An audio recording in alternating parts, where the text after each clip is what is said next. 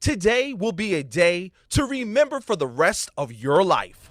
The Pro Football Hall of Fame is excited to present the Heart of a Hall of Famer program connected by Extreme Networks. With over 100 Hall of Famers participating, we have reached 47 states and countries all over the world, sharing the message that football is more than a game and can teach Americans important life values like commitment, integrity, courage, respect, and honesty. You have to make right decisions even when nobody's watching you. Well, respect is not just given out. It's not handed out like a brochure. It's earned. Today, you are presented with an opportunity to meet and learn from one of the greatest football players of all time. But more important than that, the chance to see that their Hall of Fame life wasn't given to them. They didn't roll out the bed great. They put the work in, on the field, in the weight room, in the classroom, in their communities. They made themselves a Hall of Famer on and off the field. Your feet can't take you where your mind's never been. Because you can make it, but it's just gonna take a little hard work and some effort and the drive and determination. And today, you will learn you can do the same thing they did. You don't have to have a gold jacket or a bronze bust to make a difference in the lives of others. It's your decision whether you want to be a successful student, son, daughter, brother, or sister. If attitudes are contagious, is your attitude worth catching? It's integrity as well, because when you decide to pursue something and you don't quit, that says a lot about you. Commitment to excellence. We can all aspire to be the best. Welcome to a once-in-a-lifetime program, the Heart of a Hall of Famer program, connected by Extreme Networks.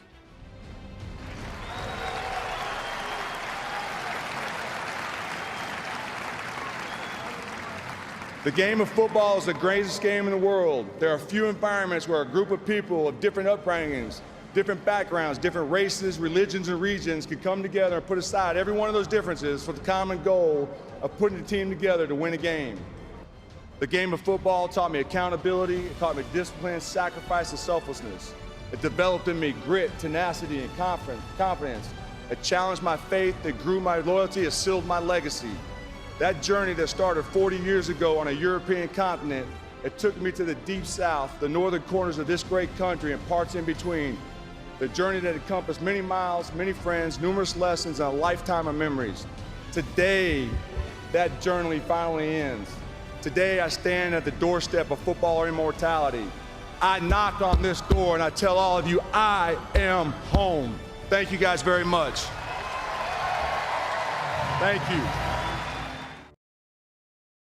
And with that, I'd like to welcome everybody to Cardinal Ritter High School in Indianapolis, Indiana, home of the NFL Combine, where the NFL season kicks off right here in Indiana today for the next installment of the Pro Football Hall of Fame's Heart of a Hall of Famer series, connected by Extreme Networks. Today, featuring Hall of Famer and current Colts offensive line coach, assistant offensive line coach, Mr. Kevin Mawae. And we'll turn things over to him here in 1 second. But to give you a little bit of background before we get started, our mission at the Pro Football Hall of Fame is to honor the heroes of the game, to preserve its history, to promote its values, and to celebrate excellence together. And those values we promoted, those of commitment, integrity, courage, respect, and honesty, all of which not only made Kevin Mawae a Hall of Fame football player, but it made him a Hall of Fame dad, husband, member of his community, now a football coach. And you're going to hear how these values impacted his career, both on and off the field today, and truly how they can impact your life today as a student, teacher, football fan, if you're tuning in. These values are very important. And the game of football, now we know there's other things in life that can teach these core values. And they're 5 of hundreds of thousands of values that sports can teach. But we're going to talk about the game of football because it's pretty much the best. Before we do get started today and we open for some opening remarks here, just some few thank yous I'd like to pass out. First and foremost, I'd like to thank our great partners at Extreme Networks for providing the opportunity for this today. Without their support, we wouldn't be able to travel all over the country, talk to students all over the country with our Hall of Famers without their help. So first and foremost, thank you for that. Secondly, I'd like to thank our teachers and administrators whoever shared this program with their students today, thank you so much for allowing us to be a small part of their learning experience this year. I also like to thank the students and staff here at Cardinal Ritter High School for opening their doors and allowing us to come in for the program today. And then lastly, and most importantly, I'd like to thank our students. Without our students here today, this program couldn't take place. Nobody wants to hear me ask questions for the next hour. We want to hear what the students, the questions that you have. So we're going to be going all over the country today for our questions. We've got students here in Indiana, Ohio, Indiana, Tennessee, I already said that, Tennessee, all over the country that we're going to be getting questions today. So for our students here, I'll just ask you to raise your hand, give our guest a question today. For our students who are remote, we're going to go to you. Just step up to the microphone, state your name, the school you're at, after you unmute, and then ask your question for our guest today. So without further ado, let's give a big round of applause for our special guest today, Mr. Kevin Mawae.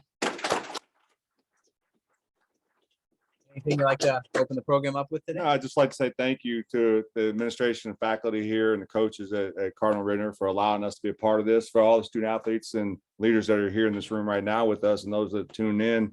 It's an awesome privilege for me as a Hall of Famer to be able to stand, sit here before you guys and share my life story is what it boils down to. Like, what made me who I am and got me to where I went to as a Hall of Famer, but more to find out about the person. There's so much behind an athlete besides just being a football player or a volleyball player or a swimmer or whatever, that lots of times nobody really knows who the person is. And so this is an opportunity for me to share who I am, my background, what led me to have the success that I did, and hopefully, instill some inspiration into young people all over the country that are hoping to one day reach the level of success that I found. And we'll dive into all the great things that you've done throughout your career, not only on the field, but off the field. But to start out, to talk about those 5 values: commitment, integrity, courage, respect, and honesty. Out of those 5, is there a value that stands out to you as more important, or are they like a football team and they kind of everything works together, to make you the best person? I think they all work together. Commitment level, you have to have some ability to just stick to itness, like be able to stick to it, whether you like it or not. Once you made a commitment to do it, to honor that commitment. Integrity, doing everything right, whether you're being watched or not being watched, whether you do it in the darkness or in the light. Make sure you're doing it. You have high values and high morals, and just know that at the end of the day, you can't fool yourself when you look in the mirror. Courage, there's an element of courage where you got to be willing to go beyond where you think you're capable of, going to the next level, and that means a pain threshold. That means being able to do something, having fearlessness to do something that you didn't think you were capable of. Things like that. Even for me, it's like a different technique that I'm not used to and never tried before. I think I'm going to work on this and be fearless and have courage to do that. And all of them work together, though. I think, the goal is to be a well-rounded person, a well-rounded leader, a well-rounded football player, whatever your sport is. But in order to do that, you got to put all those together, the 5 pillars of the Hall of Fame, and to make you the greatest that you can possibly be. And that's ultimately what it boils down to. You don't have to be the greatest in the world, the greatest in the state, or what. You have to be, and we're called to be the greatest that we're capable of being, the best that we're possible, that we have the ability to be. And when you don't try to strive for that, then what's the use? My idea of being like, God gave me certain talents. It's my job to live up to those talents and abilities the best as possible. How did those values impact your life as a football player? And then how did you take those lessons you learned and apply them to your life off the field? Yeah, I can't remember them all, because as a Hall of Famer, you should know them all right off the top of your head. For me, it's the commitment level. I think, you got to be willing to give up some stuff to get to where you want to go. And that's hard for young people. And the higher the level you go, the more you got to be willing to give up, whether it be friendships, relationships, certain activities and things like that. That's a hard thing to do, especially in a very social world nowadays. You see all your buddies and your friends on social media, they're going to the lake or they're going to this and that and other. And you're like, do I want to do that, or I really want to be great? And that's where you got to draw the line. I want to be great. And so I got to give these things up, or I can't be hanging out with this person because their goals for me are not as high as my goals for myself. And for me, it's just doing everything the right way. If I'm going to do it, and my dad taught me, and I alluded to it in my Hall of Fame speech, if you're going to do it right. And if it's worth doing, don't do a halfway job. Do it all the way. Do it 100%. And the other part of it is just, there's part of it that goes with all of it. It's selflessness. especially if you're a team sport person.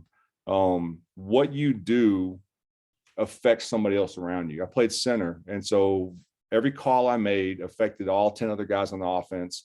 It affected my 2 guards. And so I had to have an accountability to do that, but I had to be willing to have the humility to be, if I'm wrong or messed up or whatever. But at the end of the day, my success solely relied on the success of the people around me.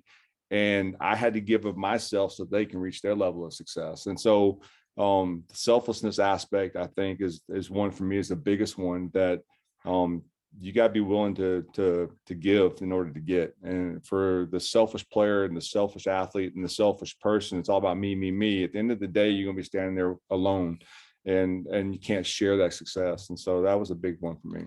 Looking at that example alone, can we try to apply that to maybe what students are going through today? You've seen that at the highest level, working with a team of 10 different people, 10 different backgrounds, 10 different names, 10 different beliefs, 10 different looks.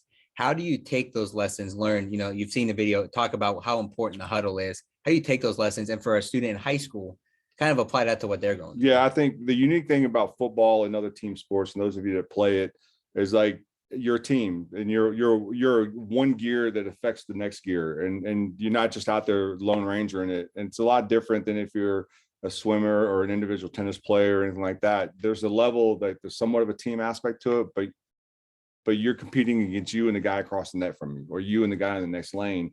But as a team sport, like, I got to set the ball so that my outside hitter can put it in the right spot. I got to block this 3 technique so that my running back can get a good read. I got to block the defensive end so that my quarterback can throw the football. And so everybody relies on everybody else. And that's what I never want to let my people down. I always want to be accountable for my actions. And that goes beyond football. I learned that through my family and my parents, that you have to be accountable for what you did and don't do, and how it affects everybody else. There's no such thing as small circumstances. There's no such thing as small coincidences. Everything you do has equal, greater action or reaction. And so it goes back to being aware of the whole picture. And looking back over my lifetime and my career as a football player, I can say I got better at this because I played next to this guy who taught me something, or I played behind an older player who was willing to teach me. And in turn, it became my responsibility. I became accountable to the people who came up behind me. As a Hall of Famer, I'm responsible to carry this jacket in a way that represents the entire Hall, not just my class, but all the greats that came before me, but to continue to set the example for everybody that comes after. And with that mentality, as a student leader, as an athlete, you're not just doing it for you now, you're doing it for the guys and kids that come after you. And it's, in today's society, particularly in athletics, it's really hard because it's all about social media. How many hits can I get? How many likes? How many retweets? And of course, as a coach who coached in college, and having to evaluate players, it's always these one-hit videos. I'm trying to do an evaluation of a player, and he sends me 10 of his best highlight clips of the year, and then I go watch the whole film, and it's not what you see. You see his 10 best plays, and the other 1,000 plays are garbage. And you expect me to give you a scholarship based off of that. And it becomes a me, look what I do great. And nobody's willing to say, this is what I'm doing bad. I need help with that. And so I think that's where it becomes imperative that we teach the younger generation. It's not what you see on this thing right here. It's not real. Like the videos, the TikToks, the YouTubes, and the Instagrams, you're seeing a very small glimpse of somebody's success, when the reality is you don't know what they've had to go through to have the success they had, or you don't really know. That might be just a facade, that they're really struggling somewhere else. And this society gets caught up in the look at me culture. And that's the hardest part about this generation of young people coming up. It's a lot of good information right there. We're going to start our round robin Q&A here with some of our schools, and we'll start right here with our students at Cardinal Ritter. Just remember, if you're tuning in with us on Zoom and you're view only and you've got a question, go ahead and put it in the chat function. If you're watching on Facebook Live and you have a question, go ahead and throw that in the comment section as well, and we'll do our best to get that in as part of the program. So we're going to start with our students right here at Cardinal Ritter for our first question. Go ahead. And so, without the jacket and without all the success that you've had in the past, where would you be at? What side career or what backup plan would you have? I graduated from college and I had two options. I was going to go to the military or make the NFL work. And if that didn't work, possibly coaching. So the NFL worked out great. I didn't have to join the military, but I grew up as an Army brat. My dad lived on a military base my entire life. And I knew if I graduated from college, at least when I go in the military, I could commission as an officer and have a different military life than my parents brought up for me. And so that's what I wanted to do. But my passion as a football player started when I was 8. And so my goal from the age I was 8 till I got there was to be an NFL player. And everything I did at every level of my life reflected that. My grades, my school, my leadership abilities and stuff like that. And it was, for me, I joked around that there was no plan B for me. My plan A was going to the NFL. And I thought about the other things and I was preparing for the other things, but I was all in on my goal and my dream. And that's great to say that not everybody gets to make it, but I had other ideas. I wanted to go in the military or I was going to go into coaching. And so somewhere or another, I love the game so much. I was going to be involved with the football aspect at some point in time. All right. We're going to go to one of our remote schools today. We've got some pretty awesome students connecting in with us from the Bancroft School. So our students there and our teachers, go ahead and unmute your microphones there at Bancroft and go ahead with your question today. Hi there. So in our research of, who you are and what you're about, we learned that you jumped around a lot because your father was in the Army. And then of course, playing, you jumped around a lot. Where was your favorite place to play? Wow. No pressure. Yeah. So I got drafted in Seattle and I was there for 4 years, played with the New York Jets for 8 and then Tennessee Titans for 4. And then I moved around a lot as a kid. But my favorite place to play, and I got to say it was New York because it was the largest media market in the world. We had a pretty good fan base, and we were successful teams at the time. Went to the AFC Championship game and really endeared myself to the people in New York. But there was never a bad place. I remember finally growing up in Germany and living there and playing football there. If we went there today, I could walk you to the football field I played on and walk you to my old school and stuff like that. So, but it was a culmination of all of that made me who I am. And so it helped me be a more well-rounded person, an outgoing person. I've never met a stranger, but but the great thing about playing in the NFL is you get to go all over the country. Like my favorite stadium is Chiefs Stadium, Kansas City. By far my favorite stadium. It's the loudest stadium in the NFL prior to all the new ones being built. Culture-wise, I'm from Louisiana, so every time I got to go play in New Orleans, I'd always have the great food. I knew where to go, and that kind of thing. But my all-time favorite is Louisiana State University. I'm an LSU Tiger, and there's nothing like playing in Death Valley on Saturday night. Well, thank you. Yep, thank you. Awesome, great question. And I want to talk about playing in New York. We just had the 20th anniversary of 9/11, and you were in New York when that happened. And you watch all the documentaries, especially on the sports centers, ESPNs, and you saw your face come up a lot as you kind of were the face of from the Jets at that time. What was that experience like, and you can't even wrap your mind around what people were going through, but as an athlete in New York, did you feel some sort of, not pressure, but right to step out and kind of say what the teams were feeling and say what you were feeling as an athlete? Well, I think with the platform you're given as a professional athlete, you have a responsibility. Responsibility is to be accountable to your team, your teammates, your family, and your community. And at the time of 9/11 there's in anybody's lifetime, there's going to happen one or two things that will last forever in the history of mankind. And for us, it's going to be it's the Challenger that blew up in 1985, I think it was. And then 9/11. I was a player rep for the NFLPA for the union for our team, and the New York Jets, New York Giants were the most directly affected by what was happening. And so our team elected not to play that week. And once we made that decision be known, the NFL canceled all the games for that week. And we thought it was the right thing to do because this nation was mourning at the time. And I was the guy who had to present that news to the entire board of NFL player representatives. And I asked the teams around the NFL to support the New York Jets if the commissioner were going to make us play, to let them please know that the New York Jets are going to forfeit this game because it's not right. And after that, the Giants were there as well. They said they weren't going to play.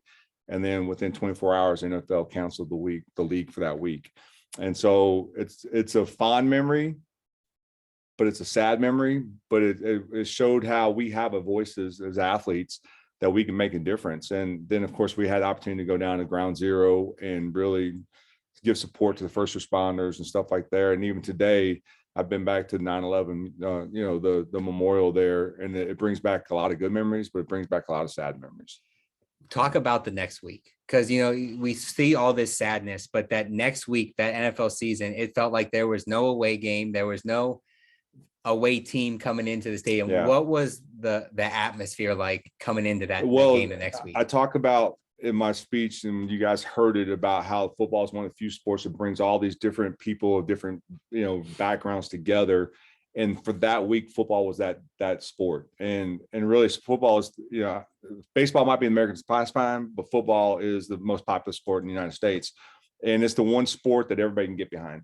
And it did. And everybody, it was all about USA. It was about the flag. It was about the red, white, and blue. And there was no, it didn't matter whether you were from red state and blue state and all the stuff that we're dealing with in today's world. It didn't matter, because at the end of the day, we were all part of the United States of America, and that's what we celebrated. It happened in the 90s when the first Gulf War started. That was the same kind of feeling, that this country's like, we're united. It doesn't matter where you came from, what you did, what's happening in this country. Just know we are all Americans, and we're gonna piece this back together. And we're not gonna let any outside entity think that we're lesser than. And is it arrogant to believe we're the greatest country in the world? Absolutely, it's arrogant. But that's the way you should feel about the countries you came from, the one that's brought you up. Awesome. At the beginning, I mentioned part of the Hall of Fame's mission is to honor the heroes of the game and to preserve its history. At the core of what we do in Canton, Ohio, for those of you who don't know, is, we preserve the history of the game of professional football from way when it started, way back in the late 1800s, all the way up to the stars of today's game. So we thought, what better way to showcase that history than to give everybody a behind the scenes and inside look at the Pro Football Hall of Fame. So what I'm going to do, we're lucky enough to have John Kendall, who's the Vice President of Archives, Education, and Football Information at the Pro Football Hall of Fame, behind the scenes in his office, to give you an inside look at our archives and a pretty cool piece, maybe some artifacts of yours as well. Wow. So John, whenever you're ready, take it away. Awesome. Thanks, Jake, and welcome to everybody. This is the Ralph Wilson Jr. Pro Football Research and Preservation Center. This is our archive collection. So Kevin, always appreciate you seeing you and being on with you. And I know you were down here with your lovely wife, and we spoke a couple years back, and you were gracious enough to donate a lot from your career that we could help preserve and showcase your legacy for future generations. But where we're standing right now is over 40 million pages of documents, 6 million photographic images, and close to 30,000 artifacts related not just to the history of the game, but really every player, coach, and contributor who built the game to what it is today. And when we talk about our mission to honor the heroes of the game, preserve its history, promote its values, and celebrate excellence together, this is really an area where we're hitting on every single one of those points with all that we do. We're honoring the great heroes of the game by preserving their legacies through their artifacts and their documents, and crafting stories of those values that the game teaches: the commitment, integrity, courage, respect, and honesty. And then hopefully showcasing that the same values that made Kevin such a great player on the field are the same ones that, as he learned through the game, made him a great individual off the field. Same things that can make you a great student, a great business leader, a great artist or musician. So a few of the things that we have down here to showcase, game programs, over 55,000 game programs in our collection. This one's pretty unique. It's not pro football related, but the first ever college football championship game program. Princeton versus Yale, 1880, played at the Manhattan Polo Grounds. We've got pretty much every book ever written on pro football history. We've got draft cards from players that were selected from 1997 all the way up to the present day. That's probably one of our more unique and probably one of our more famous draft cards, that 199 sixth round pick, Tom Brady. We've got scouting reports here. This one is unique. So you guys are coming to us from the Combine. This is Jerry Rice's scouting report from not the NFL, but the Birmingham Stallions of the USFL, who are coming back into existence this spring. So Jerry Rice was the 16th overall pick in the NFL. He was the first overall pick in the USFL, made the right choice to sign with the NFL, San Francisco 49ers. A few of the things we have over here that you were generous enough to donate to us, Kevin, your Tokyo Bowl jersey here from 2003 when you were with the Giants. Pretty incredible as the NFL keeps expanding overseas. They're going to be playing a regular season game in Germany for the first time this coming season. We've got a helmet that you played with during your career with the New York Jets. With your teammates' signatures on them. Shoes that you wore during the Pro Bowl, one of your Pro Bowl selections. And I know you and I had this conversation, and I'm glad Jake brought it up. We talked about 9/11. These are donated documents that we got from Commissioner Paul Tagliabue, and these were his post 9/11 planning notes. And I know you being there at that time, and you told that great story, and appreciate your insight into that history. And then last but not least, this is probably one of my favorite pieces that you donated, and a question that I have. But this is stood in your locker for many years. This was a list that you printed out of all the Hall of Fame centers.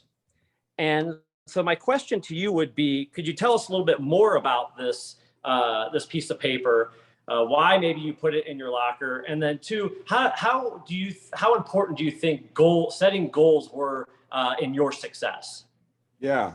Am I on? Yep, we're on. Yep. So I think on the introduction, I think it was Isaac Bruce made the comment, your feet can't take you where your mind has never been. And that hit me hard, because a lot of times we're told to create goals for ourselves and write them down. And for me, that piece that you have there is one of those things. It was about year 10 or 11 in my career. I had been to several Pro Bowls, and my name started popping up. Have you ever thought about the possibility of being a Hall of Famer? And I never considered it until I had heard those things. And so I wanted to go back and find out how many guys are in the Hall of Fame that played my position. How many years did they play, their average career years, and how long did it take between the end of their career and then until the time they got inducted? And so on my research, I think there's maybe 8 guys on that list. I can't remember now. 2 of them were pre-modern day era football players who played like center and a kicker and multiple positions, but there were like 5 of them or 4 of them at the time who were strictly played center. Tingelhoff, Mike Webster, and there's Jim Otto, a couple others, and at the time Damani Dawson wasn't on that list. And it was a reminder to me that if I wanted to be counted amongst the great, these are the kind of the numbers that I need to be at. And I never gave thought to I need to get to game 241. I just wanted to play the game, and part of that was being accountable and being trustable. My teammates could trust that I was going to play. And so I hung that in my locker from about year 10 till the end of my career, so as a reminder of this is what it takes to be called one of the greatest that ever played the game. And it was an honor for me to include that with all the items that I sent to the Hall of Fame. I appreciate it. Great story. And you were absolutely correct. It was 8 that you had listed here. So good memory as well. Thanks, Kevin. Always appreciate everything you do, not only for the Pro Football Hall of Fame, but for the game. And I look forward to seeing you soon. Thank you. Appreciate you. Awesome. Thanks, John. We got a question during that from one of our groups connected in from the Montessori School in Tennessee. Favorite play during your NFL career? Oh, wow. Did you ever get to run out and catch a pass? No, I never got to do that. Well, I did actually. I played the wing on the field goal protection against the New England Patriots, and we had like 4 yards to get the first down on a fake field goal, and I slammed the defensive end, and I leaked out on the little out route, and the holder, he lobbed it to me. So I had to like reach out for it, and I caught the back tip of it, and I got smoked. I got crushed by Teddy Bruschi. But that's the only chance I ever got to try to catch a pass. And had the punter actually had like a bullet, I would have got the touchdown. Yeah, I would have got it. Spin move, juke move. I would have got it. No doubt about it. 100%. Yeah. So that was the pass. But my favorite play, there's maybe 1 or 2 of them. My last year in Tennessee, we were playing against Arizona Cardinals. We were down by 6 points, I believe it was. We got the ball with less than a minute play. We're on the -1 yard line. We drove the ball 99 yards, threw a pass to Kenny Britt in the middle of the end zone with no time on the clock to win on a walk-off touchdown. And that was one of the best plays I've ever been a part of in my life. And very then cool. There's a bunch of others. Yeah. So I'm sure they all run together, but very cool. Those are the ones that usually stick out. Maybe not the biggest game, wasn't a playoff game, wasn't a Super Bowl. The ones But you those stick, ones- the ones you did bad on, those ones actually Yeah. remember more than any of them. We're not gonna talk about those. Nope, So, nope, that's what today is for. We're gonna go out now to another school we got connected in. This is Maple Heights back home in Northeast Ohio for our next question. So our folks there at Maple Heights, go ahead and unmute your microphone. Have your students step up there and then go ahead and ask their question. Hi, my name is Mark Parker Jr. I'm from Maple Heights ECAT. My question is, when you was in the NFL, which running back did you like to play with? You can say more than one. When I was in the NFL, which running back did I like to play with? So I played 16 years in the NFL. I had 13 1,000-yard rushers. Not 13 running backs, but my running backs ran 13,000 yards is a lot. Curtis Martin, I played with for 8 years in New York Jets. He's also a Hall of Famer. And I always tell people that 10,000 his yards are mine because I blocked for 10 of his 13,000 yards. And so he was one of them. And then Chris Johnson, he played with him. We played together in Tennessee Titans. My last year in the NFL, my running back, Chris Johnson, ran for 2,006 yards. And he was a pretty dynamic running back. CJ2K. CJ2K was his nickname. Yeah. So those are the two guys. Thanks for that question. Looking back on your career, you have the big plays, those big moments that you remember, teammates you play with. But there's always a moment. I mean, I've never been in that situation, but I believe there's always a moment where somebody gets to the league and they kind of have to step back and go, "All right, I made it." So what was your "All right, I'm here, welcome to the NFL" moment? My rookie year, we're playing in Candlestick Park, which is the old 49er stadium, and I had to go out for warm-ups because I was a snapper for punts and field goals.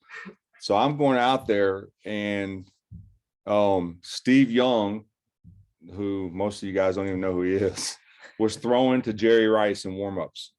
And I was like shocked. I was amazed. And I'm sitting there, I'm trying to like pick my jaw up. And I'm like, oh my gosh, that's Steve Young. That's Jerry Rice. And I just sat there and just watched them throw routes. And they're like, my coach like, Kevin, you got some snaps and pros. Like, what? That's Steve Young right there. And I was like, I made it. I made it. This is awesome. And so my first I think it was my my first preseason game was against San Francisco 49ers. And I remember being in Candlestick Park watching Jerry Rice catch balls from Steve Young. And I was like, wow, I made it. I'm here. And then the goal became the stick. So that worked as well. Yeah. We'll fast forward all the way to the end of you end up getting into the Hall of Fame. What is it like to then be on the same team as a guy like Jerry Rice and Steve Young and see these guys that you looked up to? Now that you got them in your phone, you see them when you're in Canton. What's that feeling like? I'm still in awe. I remember the day I got my jacket, we were doing an autograph session in Canton, Ohio, and I'm sitting in an autograph room, and Jack Youngblood, who is an all-time great, played linebacker for the LA Rams. And he came in the room, and I'm like, oh my gosh, that's Jack Youngblood. That dude's awesome. And then I'm one of him, and sitting on the stage and I see all these great players.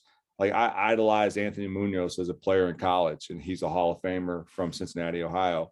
And so to be one of their contemporaries now it's pretty, I don't know, it's a humbling experience, to be honest with you. I still go, hey, Mr. So-and-so, I'm calling him yes, sir, no, sir. And I had that privilege of being with a couple of guys, at the Super Bowl, and I'm still in awe that I get to be around those guys. And now a lot of guys getting in are guys that I played against and played with, and so it's a little different. But to see the old timers, that really hits home. The guys that I played video games with when Tecmo Bowl first came out, and you guys don't even know what Tecmo Bowl is, but yeah. So, you've mentioned, you mentioned the jacket, getting the jacket. You've got the K Jewelers Ring of Excellence on there. The only thing we don't have with us is that bronze bust. Yeah. And then, that's a thing that goes on display in our Hall of Fame gallery. Kind of the ironic thing is, when you go through your entire enshrinement weekend, there's not really a carved out time for you to go and see your bust on display. You kind of have to make it before you leave as you're going out. Now, I was fortunate enough to just be in the right place at the right time when you came in after the enshrinement ceremony to see your bronze bust on display. So we thought, what better way to recreate that a little bit. And we'll throw it out back to the Pro Football Hall of Fame to Jerry Shockey, the director of youth and education at that exact trying to make spot. me cry again. No, we're not trying to do that. Go ahead, Jerry. Thank you, Jake. I appreciate Kevin. Thank you for doing the Heart of a Hall of Famer here today. I was kind of laughing when you said about Steve Young. Jake, you have to remember, I can't remember who last time talked about that with Joe Montana, how he ran on the sidelines and he just reached out and touched him. Because I forget which one of our Hall of Famers did that, but it's kind of funny, sort of the same vein. But I want to welcome you guys to the Hall of Fame Gallery. I'm here today in the Hall of Fame Gallery in Canton, Ohio, home of the Pro Football Hall of Fame. And as you can see, this gallery is filled with bronze busts, 354 total to be exact. And then let's put that in perspective here just for a minute. So since football started, there have been about 300 million that have played the game at all levels. 5 million that have played it collegiately, 29,000 people to either play, coach, officiate, or administrate the game. And there are only 362 with 354 bronze busts, 8 new members this year, bronze busts soon to be coming. So 354 total bronze busts here at the Pro Football Hall of Fame. One of those from the class of 19 is obviously who you're speaking with here today is Kevin Mawae. So Kevin, as Jake was alluding to, he happened to be here. I remember he was telling me about it afterwards, like, man, this amazing moment. Talk about that. You were standing here in the Hall of Fame gallery, looking at your bronze bust on display for the first time ever, and you were just overcome with emotions. Can you talk about that? Why that moment is so special? Yeah. So the first time I got to see my bust is when it was completely done was when my wife and I unveiled it at my speech. And so we didn't really get a chance to really see it, but it doesn't really hit home until your bust is actually in the bust room, which is a hallowed place for those who love football. And if you've never been there, I urge you to go, because that's where legends come to life, is when you walk in that room. And so the day after the induction ceremony, I went in there with my wife, and I didn't realize that the hall was open to the fans already. And so I went in there, I saw my bust, and I got a lot more emotional than I am now, but it was like, I did it, I did it. And to see it there, and I've since been back and then went and take pictures with it. And when LSU won the national title, I went and put LSU beads on it during this time of the year. And but it was special. I can't even describe the feeling I had when I went in that room. So if I try to talk about it, I'm gonna keep crying. So you might as well show the video if that's what you're gonna do. No, I think we'll leave it there. But but yes, thank you, Kevin, for that. And I know just one more question, and then we'll get to the other students that have questions. Is that it is great. I know your perspective on life, Kevin. Just your faith is so important to your life. It's the cornerstone of who you are. And this bust has given you a platform, to impact so many people for a bigger purpose in your life. Can you talk a little bit about that? Yeah, and no, without getting too much into my faith, I think I'm safe in the school here. But I think football for me growing up was all about me. It's about the riches and the fame and what it can bring me, the big house, the big cars. And then I had a tragic accident in my life that changed everything. My brother was killed in a car accident, and shortly thereafter, my wife became pregnant with my son, and it really made me open my eyes and open my heart to realize that there's something bigger to life than just being a football player. And it led me to in a faith journey that led me to my Christian faith. And then it was through that process that I learned that football was a platform, not a pedestal to put yourself on. And I like to talk about that in terms of pedestal versus platform. The pedestal gets higher and higher and it becomes more unstable, whereas a platform is a wider and broader stage where I can share my faith, but I can share what makes me tick and what made me who I am. And that's what the Hall of Fame has allowed me to do. It allows me to walk into a room and Steve Hutchinson said earlier that respect isn't just given, you have to earn it. But when you wear this gold jacket, it comes with respect, because people that understand what this gold jacket is about know that you paid your dues. And so it has to respect. It opens doors for you that maybe you wouldn't be able to open otherwise. And then it's then that I can share with people the lessons of life that I've learned about being selfless, about taking care of other people, about using your platform to make a difference in somebody's life, to encourage somebody, to help those that need the help, to give to the downtrodden and things like that. And that's what that's all about. That's what the Hall of Fame is all about. It's about the pillars of the Hall of Fame, not just as a football player, but as a human being. How do you make this world a better place? And part of that is just teaching people what it means to have courage, and what it means to have integrity, what it means to have a commitment to something, what it means to have honesty in your life.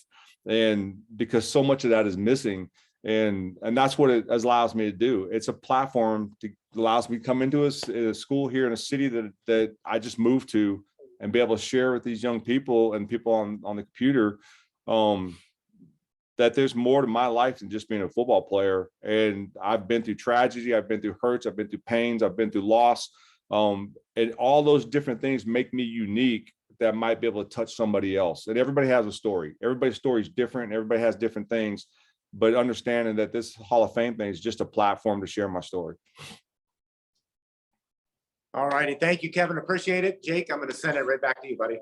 Thanks, Jerry. And I just wanted for everybody who's here in person and watching us, just, it didn't want to get you all emotional, but just to understand that, that it's not just being a great football player. It's not just being a Hall of Famer. There's so much more that comes with it. And, hopefully one day there may be students who watch this that are going to have that moment. And it may not be in the Hall of Fame. It might be making it in the college or making it in a job, but everybody's going to have that moment at one point in their life. We're going to take another question from our students in here. This kid has his hand up for like the last half hour. So go ahead.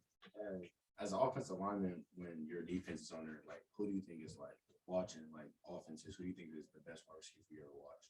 For me to watch, I don't pay attention to them. It doesn't matter. Just catch the ball.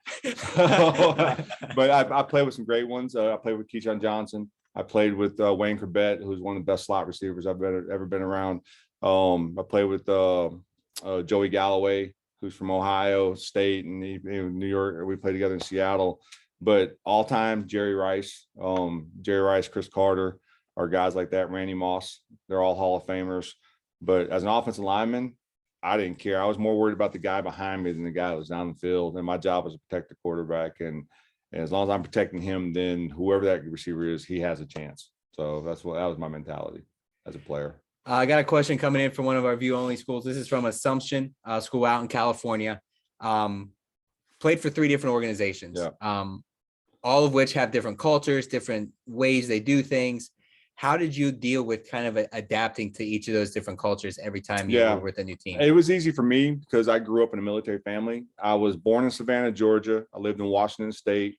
I started school living in Fort Riley, Kansas. I moved to Germany when I was going into 2nd grade, and I was there through the end of 7th grade, something like that. Moved to Louisiana in 8th grade.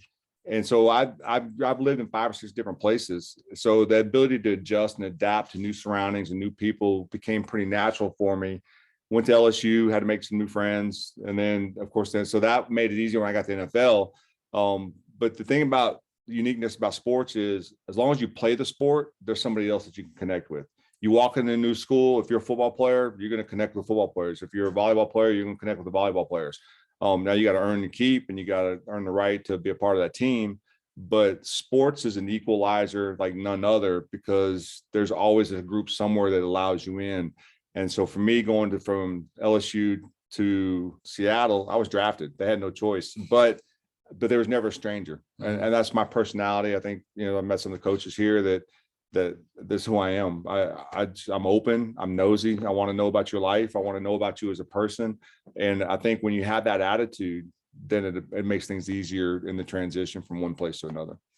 Then we get to transition through all these different teams, but then you have to transition out of the game. For some players, it's easy. They know when to walk away. For some players, they go back and forth. Some players are done, then they're not done, then they're done again. Yeah. What was that transition out of the game like for you? I think as we grow in our person, we got to learn who we are as a person.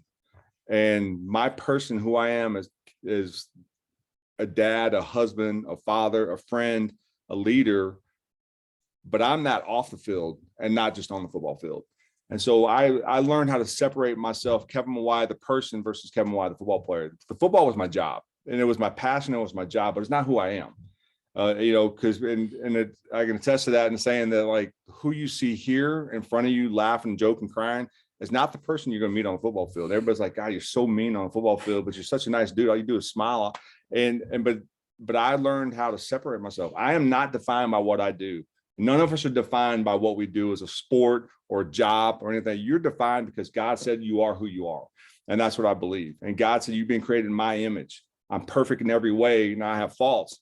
And I truly believe that in my spirit, that football was just a platform and a tool that God gave me. And he gave me an ability and he gave me a talent to excel at football. And we all have unique talents and abilities, whether you're an athlete or a scientist or a mathematician or a lawyer or whatever, but that's not who you are. That's just what you do. And I think so many times people get caught up in this is who I am, that they can't separate the person from the job. And for me, I saw that early on in my career, and I was determined that when I left the game, I was going to leave it and know that I wasn't going to miss the game.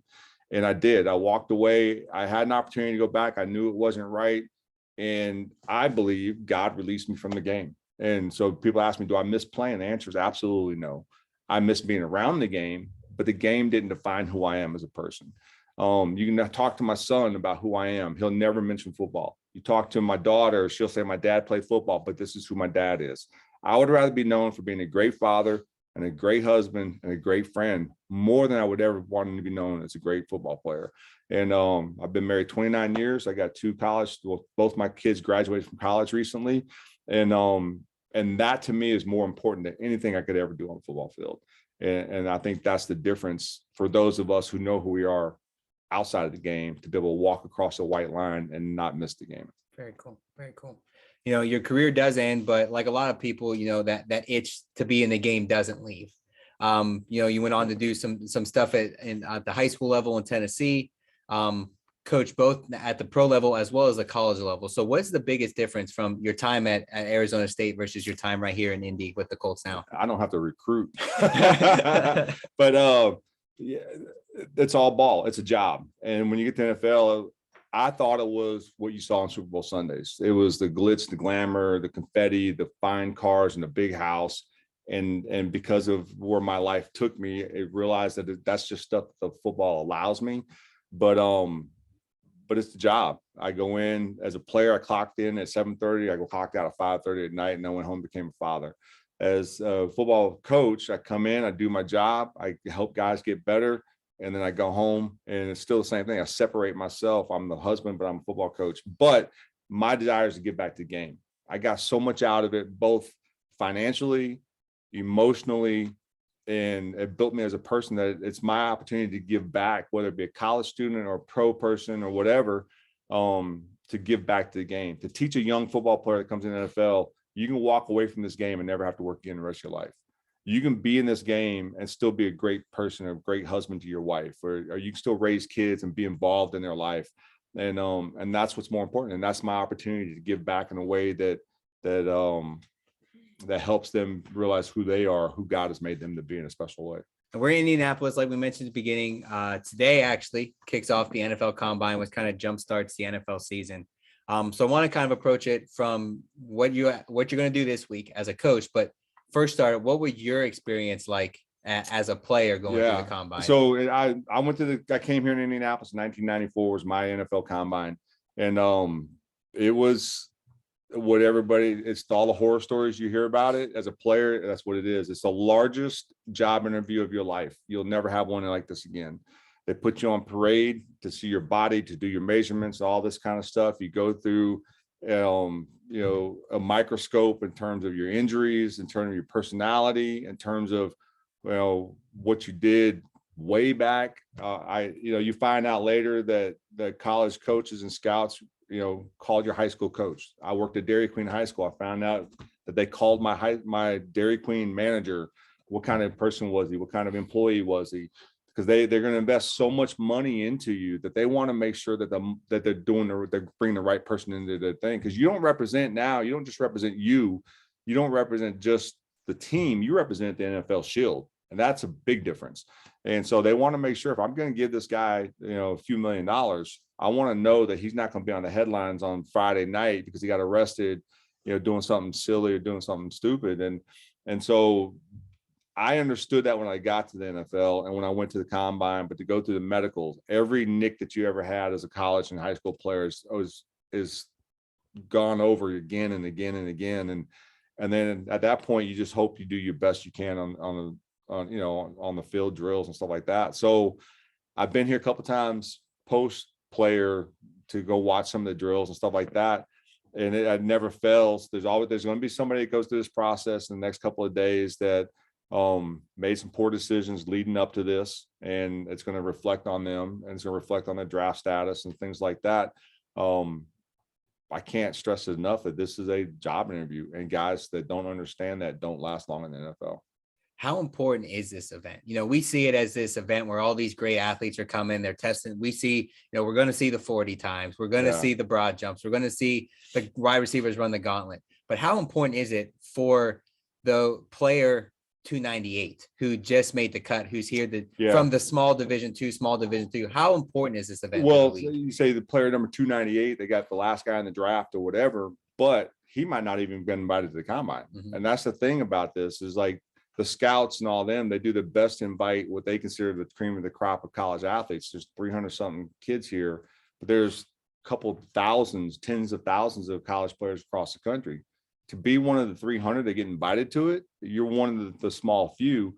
And so that's where the majority of the drafts going to come from. These guys are here in Indianapolis, but there's always outliers that played at school, that played at Butler University here in Indiana, that like, you go look on any roster and you'll see that half that roster is full of schools that you've never heard of before, because some guy outshone somebody else at some point in time. And that's what it's about. It's about dreams coming true, and about just because you didn't get to a Power 5 school, you didn't go play at Ohio State or LSU or Alabama, you know, you're not going to get there. If you're good enough, and if you have the talents and you have the physical abilities, the NFL will find you and you'll play in the NFL one day. And so 298 in the draft, you might not even have a pro workout. They just loved you off your film. And so what you do from your freshman year on in college makes a difference. You can't just wait till your junior year and turn it on. It's no different than high school kids in the recruiting process. Well, I'm going to wait till I'm a junior to start getting recruited. Well, you get recruited as a freshman now. And so whatever you're doing in your freshman year, I'm going to know about it because I'm scouting you and I'm going to ask all the right questions. And so you build off that, you build a platform, you're building a brick in your foundation as a freshman to hopefully get to somewhere you want to go beyond high school years. I think, and we're kind of leading up to this, but let's say you get the opportunity, every student athlete, every kid that's been invited to the combine, you get them in a room. Yep. And you could tell them one piece of advice to apply to their football career. What do you want those athletes in that room to hear from you, especially during the combine week? Everything matters. Everything matters. And I've told my kids that everything you do, everything you say, it's under a microscope, whether you know it or not. Somebody hears it, somebody sees it, somebody's going to repost it, somebody's going to retweet it, somebody's going to bring it back up. And everything matters. The last sprint of practice, it matters. The last rep on bench press, it matters. The last piece of paper you got to turn in your classroom, it matters.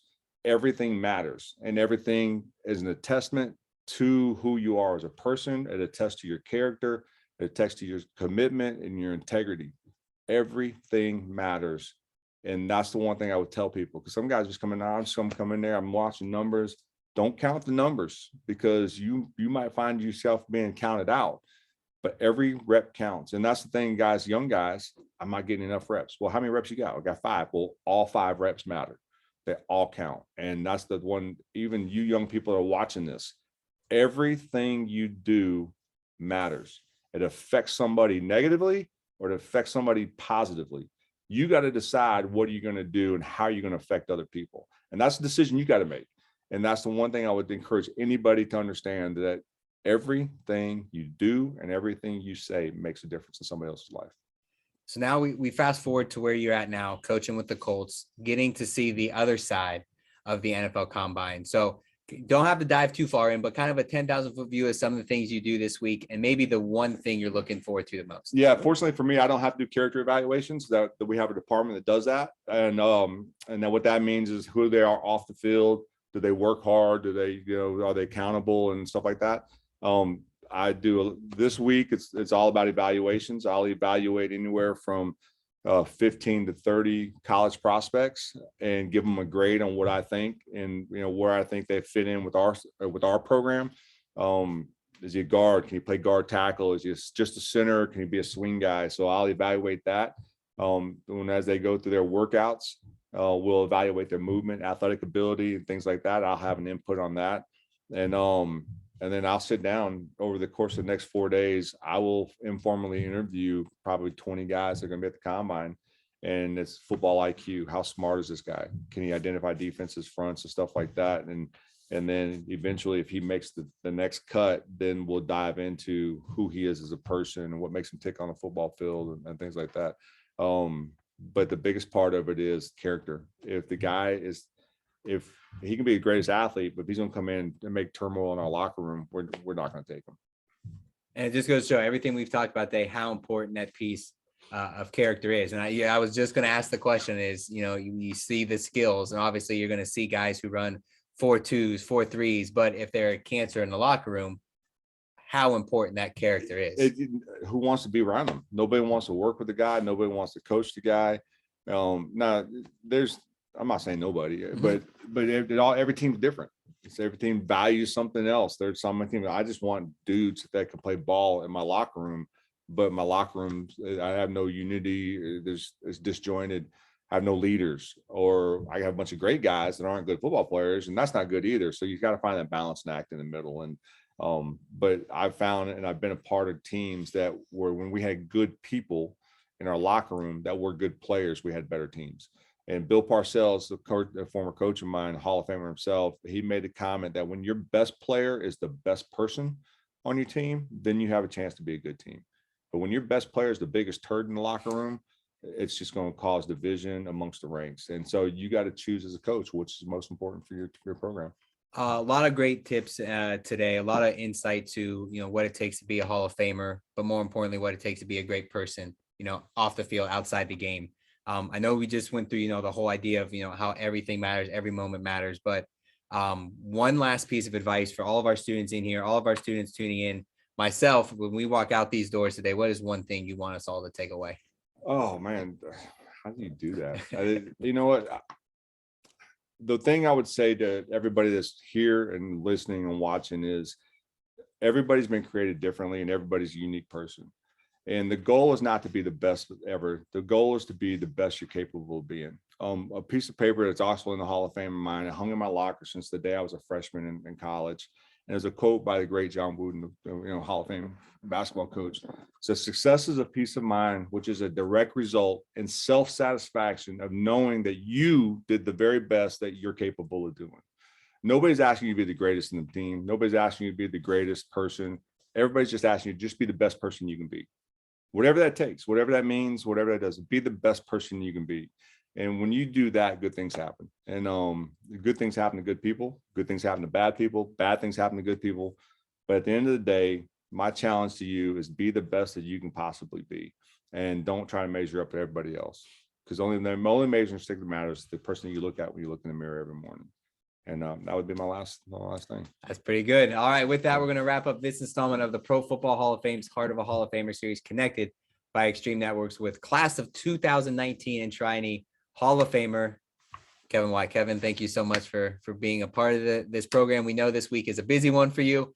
So thank you for just giving us some time out of your day before the combine really starts. Let's give our guests one last round of applause here today. All of our students here, all of our students who tuned in via Zoom, and everybody that watched us on Facebook Live, thank you so much. And we hope to see you connected next time for a Heart of a Hall of Famer connected by Extreme Networks. Thank you, everybody.